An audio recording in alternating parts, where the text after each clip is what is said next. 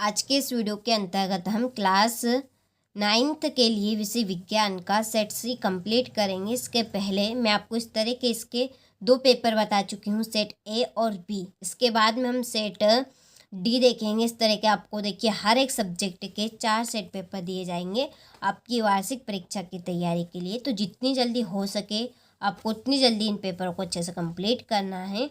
100% sure इनके पूरे आने के आपके चांस हैं। तो चलिए वीडियो को हम शुरू करते हैं।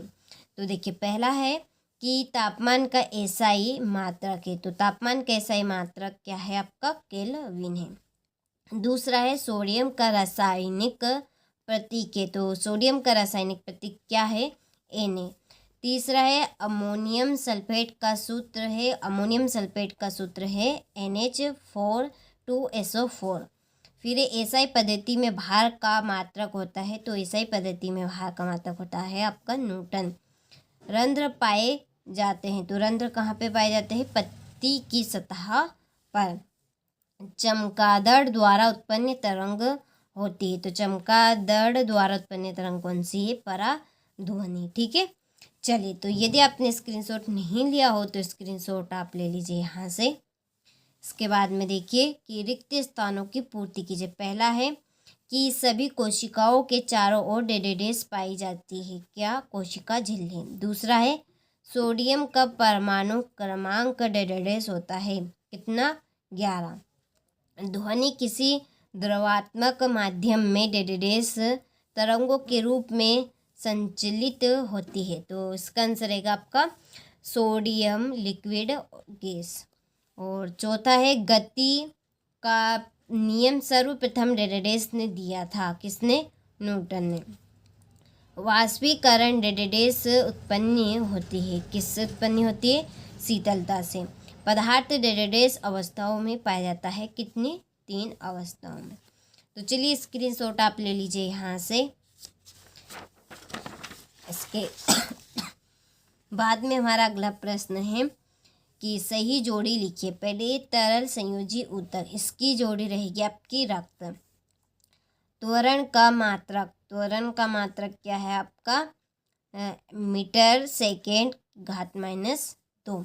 ऊर्जा, ऊर्जा की जोड़ी है आपकी अदिश राशि। पत्तियों से भोजन का परिवहन फ्लोएम के द्वारा होता है। एरोसोल की जोड़ी द्रव्यमान इंटू त्वरण। और बल की जोड़ी रहेगी आपकी बल्कि देखिए एरोसोल की जोड़ी आपकी ये है कुहासा और बादल। बल की जोड़ी है त्वरण इंटू द्रव्यमान इंटू त्वरण। ठीक है, चलिए इसके बाद में है एक वाक्य में उत्तर दीजिए। पहला है दाब का एसआई मात्रक लिखिए। तो दाब का एसआई मात्रक क्या है? न्यूटन बटा मीटर स्क्वायर। किसी वस्तु का जड़त्व किस पर निर्भर करता है? द्रव्यमान। संवेग का मात्रक लिखिए। Kilogram metre second inverse. नारियल का रेशा किस ऊतक का बना होता है? स्क्लेरेन काइना का। कोशिका के ऊर्जा ग्रह का नाम लिखिए। माइटोकॉन्ड्रिया। कोई वस्तु समान वेग से गतिमान है तो उसका त्वरण क्या होगा? तो इसका आंसर आपको पीडीएफ में मिल जाएगा। हमने चारों सेट पेपर के सॉल्यूशन की पीडीएफ तैयार कर ली है। पीडीएफ के लिए आप सभी को डिस्क्रिप्शन में नंबर दिए हैं, आप उन नंबर से कांटेक्ट कर लीजिएगा। ठीक है, तो देखिए अगला हमारा प्रश्न है सत्य लिखिए। पहला है कि पदार्थ की अवस्थाओं में परिवर्तन ताप एवं दाब में परिवर्तन से नहीं किया जा सकता। तो इसका आंसर आपका असत्य है। दूसरा है विलयन की सांद्रता उसके इकाई आयतन या विलायक के इकाई द्रव्यमान में उपस्थित विलेय की मात्रा है। तो ये आपका असत्य है। तीसरा है द्रव्यमान संरक्षण के नियम अनुसार किसी रासायनिक अभिक्रिया में द्रव्यमान को ना तो उत्पन्न किया जा सकता है और ना ही नष्ट किया जा सकता है। तो ये आपका एकदम सही है।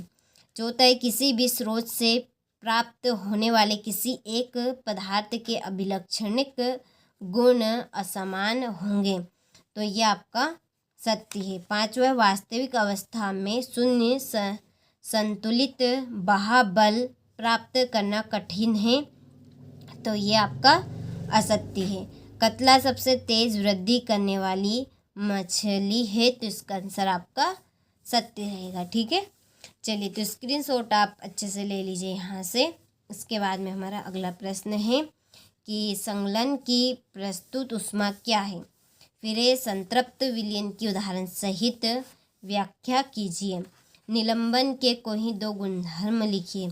समस्थानिक की उदाहरण सहित व्याख्या कीजिए। ठीक है, चलिए इसके बाद में है कार्बन और सोडियम परमाणु के लिए इलेक्ट्रॉन वितरण लिखिए। पौधे में सरल ऊतक जटिल ऊतकों में किस प्रकार भिन्न होते हैं।